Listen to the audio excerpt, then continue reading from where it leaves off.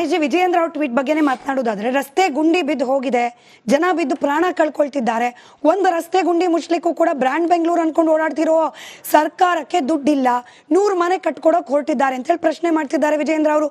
ಅಂದ್ರೆ ನಿಮ್ಮ ನಿಷ್ಠೆ ನಮ್ಮ ರಾಜ್ಯದ ಜನರಿಗ ಅಥವಾ ಗಾಂಧಿ ಪರಿವಾರಕ್ಕ ಅಂತ ಹೇಳಿ ನೇರವಾದ ಪ್ರಶ್ನೆ. ಸ್ಮಿತಾಜಿ, ಇವತ್ತಾನೆ ನನ್ನ 2 ದಿವಸದಿಂದ ಪೂಜ್ಯ SM ಕೃಷ್ಣಾಜಿಯವರ ಸಾಧನೆಗಳನ್ನ ನೀವು ಹೇಳ್ತಾನೆ ಇದ್ದೀರಿ. ಪಾಪ ಅವರು ಮುಖ್ಯಮಂತ್ರಿ ಆಗಿದ್ದಂಥ ಸಂದರ್ಭದಲ್ಲಿ ಈ ಭಾರತ ದೇಶದ ಅಂದ್ರೆ ಬೆಂಗಳೂರಿಗೆ ವಿಶ್ವವನ್ನೇ ಪರಿಚಯಿಸಿದಂಥ ಪುಣ್ಯಾತ್ಮ, ಬನ್ನಿ ನನ್ನ ರಾಜ್ಯಕ್ಕೆ ಏನ್ ಮಾಡ್ತೀರಾ ಮಾಡಿ, ನನ್ನ ರಾಜ್ಯವನ್ನ ಈ ತರ ಡೆವಲಪ್ಮೆಂಟ್ ಮಾಡ್ತೀನಿ ಅಂತ ಹೇಳಿದಂತ SM ಕೃಷ್ಣ ಅವರಲ್ಲಿ ಇವತ್ತು ಯಾವುದೇ ದೇಶದ ಒಂದೇ ಒಂದು ಕಂಪನಿ ನಮ್ಮ ದೇಶಕ್ಕೆ ಬರಲಿಲ್ಲ. ಅದು ಬೆಂಗಳೂರಿಗಂತೂ ಬರ್ತಾನೆ ಇಲ್ಲ.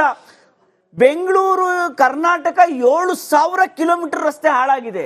ಹೈಕೋರ್ಟಿನ ಮುಖ್ಯ ನ್ಯಾಯಾಧೀಶರು ಚಾಟಿ ಬೀಸಿದ್ದಾರೆ, ನೀವು ಮಾನ ಮರೆದಿದ್ರೆ ಮೊದಲು ಗುಂಡಿ ಮುಚ್ಚಿ ಅಂತ. ಹಿಂದೆ ಹಾಕಿದ್ದಂತ ಸರ್ಕಾರದ ರಸ್ತೆಗಳ ಗುಂಡಿ ಮುಚ್ಚೋದಕ್ಕೆ ನಿಮ್ಗೆ ಯೋಗ್ಯತೆ ಇಲ್ಲ. ರಕ್ಷಾರಾಮಯ್ಯನವ್ರಿಗೂ ನಾನು ಒಂದು ಪ್ರಶ್ನೆ ಕೇಳ್ತೀನಿ ಮಾಧ್ಯಮದ ಮುಖಾಂತರ. ರಕ್ಷಾರಾಮಯ್ಯನವರೇ, ನಿಮ್ಮ MP ಎಷ್ಟು ಜನ ಗೆದ್ದಿದ್ದಾರೆ ರಾಜ್ಯದಲ್ಲಿ? ಇಷ್ಟು ಜನ ಕೇಂದ್ರದಲ್ಲಿ 9 ದಿನ ಆಯಿತು ಸೆಷನ್ ಸ್ಟಾರ್ಟ್ ಆಗಿ, 1 ದಿನ ನಿಮ್ಮ ಯೋಗ್ಯತೆಗೆ ಸೆಷನ್ ನಡೆಯಕ್ಕೆ ಬಿಡ್ಲಿಲ್ಲ. ನಿಮ್ಮ MP ಮಾತನಾಡೋದಕ್ಕೆ ಬಿಡ್ಲಿಲ್ಲ, ನಿಮ್ಮ MP ಚರ್ಚೆ ಮಾಡಲಿಲ್ಲ. ನಿಮ್ಗಲ್ಲಿ ಚರ್ಚೆ ಮಾಡೋದಕ್ಕೆ ಯೋಗ್ಯತೆ ಇಲ್ಲ. ಅದಾನಿ ಫೋಟೋ ಇಟ್ಕೊಂಡು ಮುಖವಾಡ ಇಟ್ಕೊಂಡು ನಿಮ್ಮ ವಿರೋಧ ಪಕ್ಷದ ನಾಯಕರು ನಿದ್ರೆ ಮಾಡ್ತಾವ್ರೆ. ನೀವು ಇಲ್ಲಿ ಪ್ರಶ್ನೆ ಮಾಡ್ತೀರಾ? ರಸ್ತೆ ಗುಂಡಿ ಮುಚ್ಚಿದೆ, ಇದನ್ನ ನಿಮ್ ಕೈ ಮುಚ್ಚಕ್ಕಾಗ್ಲಿಲ್ಲ. ಒಂದು ಮಾತು ನಾನು ಈ ಫ್ಲಡ್ ಬಗ್ಗೆನೇ ಮಾತನಾಡ್ತೀನಿ ಒಂದೇ ನಿಮಿಷ. ಬಾಗಲಕೋಟೆ ಉನಗುಂದ ಆಗಿರ್ಬೋದು, ಗದಗ ರೋಣ ಬೆಟಗೇರಿ ಆಗಿರ್ಬೋದು, ಅಥವಾ ನರಗುಂದ ಆಗಿರ್ಬೋದು, ಅಕ್ಟೋಬರ್ ತಿಂಗಳಲ್ಲಿ ನಡೆದಂತ ಫ್ಲಡ್ ಅಲ್ಲಿ ಇಡೀ 5-6 ಜನ ರೈತಾಪಿ ವರ್ಗ ಸತ್ರಲ್ಲಿ. ನಿಮ್ಗೆ ಗೊತ್ತೇ ಇದೆ, ನಾನೇ ನೋಡಿದ್ದೀನಿ ನಿಮ್ಮ ಟಿವಿಯಲ್ಲಿ. ಮೂಗ್ನೂರು ಗ್ರಾಮ ಅಂತೇಳಿ ರೈತರು ಕೊಚ್ಕೊಂಡೋದ್ರು, ₹1 ಕೊಡಲಿಲ್ಲ ಈ ಸರ್ಕಾರ ಯೋಗ್ಯತೆಗೆ. ಮಡಿಕೇರಿಯಲ್ಲಿ ಕುಮಾರಸ್ವಾಮಿ ಅವರು ಫ್ಲಡ್ ಆದಂತ ಸಂದರ್ಭದಲ್ಲಿ 150 ಮನೆ ಕೈಕಾಲು ಇಟ್ಕೊಂಡ್ವಿ. ಯಾರ್ದನ್ನ? ಇನ್ಫೋಸಿಸ್ ಸುಧಾಮೂರ್ತಿ ಅವ್ರನ್ನ.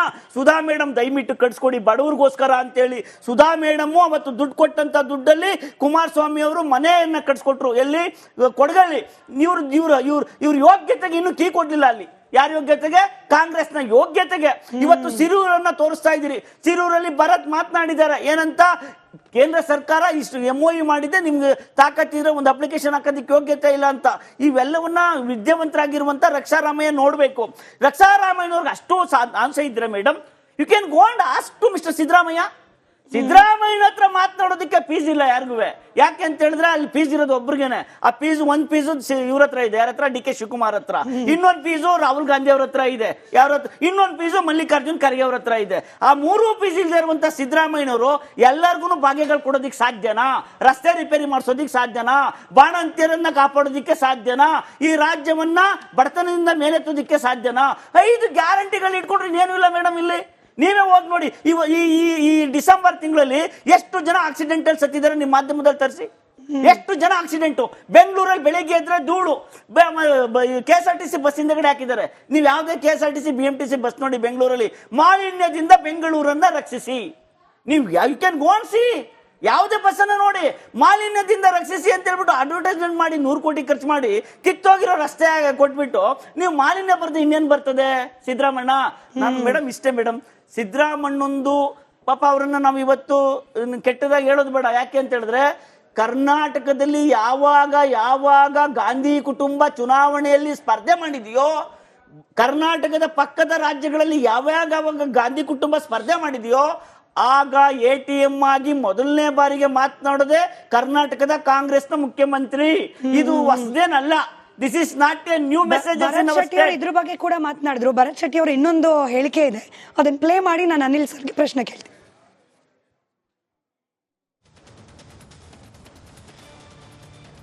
ವಾಯನಾಡ್ನಲ್ಲಿ ಹಿಂದೆ ರಾಹುಲ್ ಗಾಂಧಿ ಅವರು ಅಲ್ಲಿ ಎಲೆಕ್ಷನ್ ಇತ್ತಂಥ ಸಮಯದಲ್ಲಿ ಇವ್ರು ಹೋಗಿ ಅನೌನ್ಸ್ ಮಾಡಿದ್ರು, ಅದಕ್ಕಿಂತ ಮುಂಚೆನೇ ನಾವು 100 ಮನೆಯನ್ನು ಕಟ್ಟಿಸಿಕೊಡ್ತೇವೆ. ಯಾಕಂದರೆ ರಾಹುಲ್ ಗಾಂಧಿ ಅವರು ಎಲೆಕ್ಷನ್ ನಿಂತಿದ್ರು. ರಾಹುಲ್ ಗಾಂಧಿ ಗೆದ್ದ ನಂತರ ರಿಸೈನ್ ಮಾಡಿದ್ರು. ಪ್ರಿಯಾಂಕಾ ವಾದ್ರಾ ನಿಂತಿದ್ದಾರೆ, ಗೆದ್ದಿದ್ದಾರೆ. ಈಗ ಪುನಃ ಹೋಗಿ ಅವರವರ ಬಾಸಸ್ ಏನಿದ್ದಾರೆ, ಡೆಲ್ಲಿ ಬಾಸಸ್, ಸಿದ್ದರಾಮಯ್ಯ ಅವರ ಡೆಲ್ಲಿ ಬಾಸಸ್ಸನ್ನು ಖುಷಿ ಮಾಡಲಿಕ್ಕೆ, ಯಾಕಂದರೆ ಅವರು ಸೀಟಿನ ಸಮಸ್ಯೆ ಆಗಿದೆ. ಮುಖ್ಯಮಂತ್ರಿ ಚೇರಿಂದ ಎಲ್ಲೋ ನನ್ನನ್ನು ಇಳಿಸ್ತಾರೆ, ಅದಕ್ಕಿಂತ ಮುಂಚೆ ಹೋಗಿ ಅವರ ವಾಯನಾಡ್ ಕ್ಷೇತ್ರದಲ್ಲಿ ನಾನೇನು ಅಭಿವೃದ್ಧಿ ಮಾಡ್ತೇನೆ ತೋರಿಸಲಿಕ್ಕೆ ಅವರು ಹೋರಾಟವನ್ನು ಈ ರೀತಿಯ ಒಂದು ಹೇಸಿಗೆ ರೀತಿಯಲ್ಲಿ ವರ್ತಿಸ್ತಾ ಇದ್ದಾರೆ. ಅಂದ್ರೆ ಕೇರಳದವ್ರು ಯಾರಾದ್ರೂ ಬಂದು ಕೇಳಿದ್ರ ನಮಗೆ ಮನೆ ಕಟ್ಸ್ಕೊಡಿ ಅಂತ ಹೇಳಿ? ಹೋಗ್ಲಿ ಕೇರಳ ಸರ್ಕಾರ ಕೇಳಿತ್ತಾ ನೆರೆ ರಾಜ್ಯ ಹಾಗಾಗಿ ನಮಗೆ ಪರಿಹಾರ ಕೊಡಿ ಅಂತೇಳಿ, ಕೇಳಿಲ್ಲ ಆದರೂ ಕೂಡ ಇಷ್ಟೊಂದು ಮುತುವರ್ಜಿ ಅಂದರೆ ದಿಸ್ ಇಸ್ ಡೈರೆಕ್ಟ್ಲಿ ಹೈಕಮಾಂಡ್ ಮುಂದೆ ಶರಣಾಗತಿ. ಭರತ್ ಶೆಟ್ಟಿ ಅವರು ಅದನ್ನ ಬೇರೆ ಪದಗಳಲ್ಲಿ ಹೇಳಿದ್ದಾರೆ. ಇನ್ನೊಂದು ಪದಗಳಲ್ಲಿ ಹೇಳೋದಂದ್ರೆ ಮೇಡಮ್, ಈಗ ಏನು ತೆಲಂಗಾಣದಲ್ಲಿ ಎಲೆಕ್ಷನ್ ಆಯಿತು, ಆವಾಗ ವಾಲ್ಮೀಕಿ ಹಗರಣದಿಂದ ಹೋಗಿರೋ ದುಡ್ಡನ್ನು ತಗೊಂಡೋಗಿ ಎಲೆಕ್ಷನ್ ಮಾಡಿದ್ರು ಅಂತಾಯಿತು. ಅದಾದಮೇಲೆ ಆ ಬಾಗಿಲು ಮುಚ್ಚೋಯ್ತು. ಅದಾದಮೇಲೆ ಏನು ಮಾಡಬೇಕೀಗ? ಸರ್ಕಾರ ಡೈರೆಕ್ಟ್ ಇನ್ವೆಸ್ಟ್ಮೆಂಟ್ ಮಾಡಬೇಕು. ಎಲೆಕ್ಷನ್ ಮೇಲೆ ಡೈರೆಕ್ಟ್ ಇನ್ವೆಸ್ಟ್ಮೆಂಟ್ ಮಾಡಬೇಕಂದ್ರೆ ನಿಮಗಿಷ್ಟು ಮನೆ ಕಟ್ಟಿಕೊಡ್ತೀವಿ ಅಂತೇಳಿ ಅಲ್ಲಿಂದ ನೀವು ಓಟ್ ತೊಗೊಳ್ಬೋದು. ಇನ್ನೊಂದು, ಕರ್ನಾಟಕ ರಾಜ್ಯದ ಇವತ್ತು ಕಷ್ಟ ಏನಾಗಿದೆ ಅಂದರೆ, ಪ್ರತಿಯೊಂದು ಸರ್ಕಾರಕ್ಕೆ ಬರಬೇಕಾಗಿರೋ ದುಡ್ಡುಗಳಿಗೆ ನೀವು ಒನ್ ಟೈಮ್ ಸೆಟಲ್ಮೆಂಟ್ಗಳನ್ನ ಕೊಟ್ಕೊಂಡು ದುಡ್ಡು ವಾಪಸ್ ತೊಗೊತಿದ್ದಾರೆ. ಈಗಾಗಲೇ ಬೆಂಗಳೂರಲ್ಲಿ ಯಾವುದ್ಯಾವುದು ಟ್ಯಾಕ್ಸ್ ಕಲೆಕ್ಷನ್ ಇತ್ತು, ಒನ್ ಟೈಮ್ ಸೆಟಲ್ಮೆಂಟ್ ಆಗಿದೆ. ಈಗ ಗಣಿಗಾರಿಕೆಗೆ 11,000 ಕೋಟಿ ಒನ್ ಟೈಮ್ ಸೆಟಲ್ಮೆಂಟಲ್ಲಿ ದುಡ್ಡು ಒಳಗಡೆ ಬರೋದಕ್ಕೆ ಸ್ಕೀಮ್ಗಳು ಮಾಡ್ಕೊಂಡಿದ್ದಾರೆ. ಅದಾದಮೇಲೆ ಪ್ರತಿಯೊಬ್ಬ ಮನುಷ್ಯನಿಗೂ ಸಹ ಇವತ್ತು ಯಾವುದೇ ಒಂದು ವಸ್ತುಗಳು ತಗೊಳ್ಳಿ, ನೀವು ಸರ್ಕಾರಿ ವಸ್ತುಗಳು ತಗೊಳ್ಳಿ, ಅದ್ರ ಬೆಲೆ ಜಾಸ್ತಿ ಆಗಿದೆ. ಅದಕ್ಕೂ ಸಹ ಏನು ಫ್ರೀ ಕರೆಂಟ್ ಕೊಡ್ತಾ ಇದ್ದಾರಲ್ಲ, ಯೂನಿಟ್ ಪ್ರೈಸ್ ಜಾಸ್ತಿ ಆಗಿದೆ. ಇದೆಲ್ಲದಕ್ಕಿಂತ ಮುಖ್ಯವಾಗಿ ಪ್ರತಿಯೊಬ್ಬ ಮನುಷ್ಯ ಒಂದು ಬಾಡಿಗೆ ಮನೆ ತೊಗೋಬೇಕಂದ್ರೆ ಒಂದು ನೀವು ಬಾಂಡ್ ಪೇಪರ್ ತೊಗೊಳ್ಬೇಕು. ಅದು ಅವಾಗ 20 ರೂಪಾಯಿ, 30 ರೂಪಾಯಿ, 100 ರೂಪಾಯಿಗೆ ಸಿಗ್ತಾ ಇತ್ತು. ಇವತ್ತದು 500 ರೂಪಾಯಿ, 1000 ರೂಪಾಯಿ, ಮತ್ತು ನೀವು 2 ಲಕ್ಷ ರೂಪಾಯಿ ಅಡ್ವಾನ್ಸ್ ಕೊಟ್ಟರೆ 5% ಏನೋ ಅದ್ರ ಬಾಂಡ್ ಪೇಪರ್ ತೊಗೋಬೇಕು ಅಂತಾಗಿದೆ. ಅಲ್ಲಿಗೆ ಲೆಕ್ಕ ಹಾಕಿದರೆ ಇಡೀ ಸರ್ಕಾರ, ಆಮೇಲೆ ಇನ್ನೊಂದು SC ST ಫಂಡಿಂದ ದುಡ್ಡು ತೆಗೆದು ಪುನಃ 5 ಗ್ಯಾರಂಟಿಗಳನ್ನ ಕೊಟ್ಟಿದ್ದಾರೆ ಅಂತ ಹೇಳ್ತಾರೆ. ದುಡ್ಡೇ ಇಲ್ದಲೇ ಇದ್ದಾಗ, ನಮ್ಮದು ರಾಜ್ಯದಲ್ಲೇ ನಿಮಗೆ ಏನೂ ಅನುಷ್ಠಾನ ಮಾಡೋಕ್ಕಾಗೋದಕ್ಕೆ ದುಡ್ಡಿಲ್ದಲೇ ಇದ್ದಾಗ, ನೀವು ಇನ್ನೊಂದು ರಾಜ್ಯಕ್ಕೆ ಎಲೆಕ್ಷನ್ ಗೆಲ್ಲೋಕ್ಕಿಂತ ಮೊದಲು ನೀವು ಕೊಟ್ಟಿರೋ ಅನುಷ್ಠಾನಗಳನ್ನ ಮಾಡಿಕೊಡ್ತೀವಿ, ಮನೆ ಕಟ್ಕೊಡ್ತೀವಿ ಅಂತೇಳಿ ಒಂದು ವಾಗ್ದಾನ ಮಾಡಿ, ಇಲ್ಲಿ ಪುನಃ ನೀವು ಅದ್ರ ಹಿಂದೆ ಬಿದ್ದಿರೋದು ನೋಡಿದರೆ ನಮಗೇನು ಅನುಮಾನ ಬರ್ತಾ ಇದೆ ಅಂದರೆ, ಪ್ರಿಯಾಂಕಾ ಗಾಂಧಿಯವರು ಅಲ್ಲಿ ಏನು ವಯನಾಡಲ್ಲಿ MP ಆಗಿದಾರಲ್ಲ, ಅವರು ಸಮರ್ಥರಲ್ಲ, ಅವರು ಕೇಂದ್ರದಿಂದ ದುಡ್ಡು ತರೋದಕ್ಕೆ ಆಗೋದೇ ಇಲ್ಲ ಅಂತೇಳಿ ಅವರೇ ಗ್ಯಾರಂಟಿ ಹೇಳ್ತಿದ್ದಾರೆ. ಈ 100 ಮನೆ ಕಟ್ಕೊಡೋದ್ರಿಂದ ಆದ್ರೂ ನಾವು ಆ ಒಂದು ಏನು ಕ್ಷೇತ್ರ ಇದೆ, ಏನು ವಯನಾಡ್ ಕ್ಷೇತ್ರ ಇದೆ, ಅದು ಕಾಂಗ್ರೆಸ್ ಇಂದ ಗೆದ್ದಿರೋ ಪ್ರಿಯಾಂಕಾ ಗಾಂಧಿ ಅವರಿಗೆ ನಾವೊಂದು ಉಡುಗೊರೆ ಕೊಡ್ತಾ ಇದೀವಿ ಅನ್ನೋ ರೀತಿಯಲ್ಲಿ ಕರ್ನಾಟಕ ಸರ್ಕಾರ ಹೊರಟಿದೆ ಅಂತೇಳಿ ನಾನು ಹೇಳ್ತಾ ಇದ್ದೀನಿ. ರೈಟ್, ಒಂದು ಬ್ರೇಕ್ ಹೋಗ್ಬೇಕು. ಈಗ ಶಶಿಕಾಂತ್ ಅಡಿಯಲ್ಲಿ ಅವರು ಕೂಡ ಜಾಯ್ನ್ ಆಗಿದ್ದಾರೆ. ತೆರಿಗೆ ವಿಚಾರಕ್ಕೆ ಸಂಬಂಧಪಟ್ಟಂತೆ ಕೇಂದ್ರದ ವಿರುದ್ಧ ಮಾತನಾಡುವ ಸಿದ್ದರಾಮಯ್ಯ ನೇತೃತ್ವದ ಸರ್ಕಾರ, ನೆರೆ ಪರಿಹಾರ ಕೇಂದ್ರದಿಂದ ನಮಗೆ ಮೋಸ ಆಗ್ತಿದೆ, ಬರ ಪರಿಹಾರ ಕೇಂದ್ರದಿಂದ ದುಡ್ಡು ಬರ್ತಾ ಇಲ್ಲ, ಹೀಗೆ ತೆರಿಗೆ ವಿಚಾರದ ಬಗ್ಗೆ ಪದೇ ಪದೇ ಕೇಂದ್ರದ ಕಡೆ ಬೊಟ್ಟು ಮಾಡೋ ಸಿದ್ದರಾಮಯ್ಯನವರು ಪಕ್ಕದ ರಾಜ್ಯದ ಬಗ್ಗೆ ಅನುಕಂಪ ತೋರಿಸ್ತಿದ್ದಾರಲ್ಲ, ಇಲ್ಲಿ ಕೇಂದ್ರದಿಂದ ಬರುವ ಹಣ ಸಾಕಾಗೋದಿಲ್ಲ, ಈ ಲಾಜಿಕ್ ಅಪ್ಲೈ ಆಗೋದಿಲ್ವಾ? 150 ಸುದ್ದಿ, 120 ಇಂಪ್ಯಾಕ್ಟ್. ಸೂಪರ್ 3 ಇಲ್ಲೇ ಡ್ರಾ, ಇಲ್ಲೇ ಬಹುಮಾನ. ಮಾಧ್ಯಮ ಇತಿಹಾಸದಲ್ಲೇ ಮೊದಲು ಪರಿಹಾರ ಪತ್ರಿಕೋದ್ಯಮ.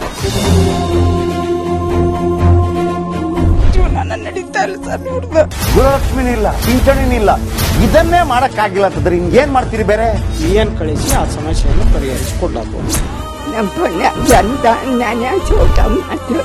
ಒಬ್ಬ ಅಜ್ಜಿ, ಅವರು ವಿಕಲಚೇತನರು, ಯಾರ ಹತ್ರ ಹೇಳೋದು? ನಿಮ್ ಪ್ರಾಬ್ಲಮ್ ಏನಪ್ಪಾ ಅಂತ ಕೇಳೋದಕ್ಕೆ ಯಾರು ಇಲ್ವಲ್ಲ, ಆಗ ನಾವಿರ್ತೀವಿ. ನಾವಿರೋದೇ ನಿಮ್ಗಾಗಿ. ನಾನು ಇರುವವರೆಗೆ, ಅವ್ರು ಇರುವವರೆಗೆ 1000 ರೂಪಾಯಿ ತಿಂಗಳು ಆಗ್ತೀನಿ. ಆದ್ರೆ ಈ ಕೆಲಸ ಇದೆಯಲ್ಲ, ಯಾವತ್ತೂ ಕೂಡ ಶಾಶ್ವತವಾಗಿ ನಮಗೊಂದು ಒಳ್ಳೆ ನೆನಪನ್ನ ಕೊಡುತ್ತೆ, ನಮ್ಮನ್ನ ಕಾಪಾಡುತ್ತೆ.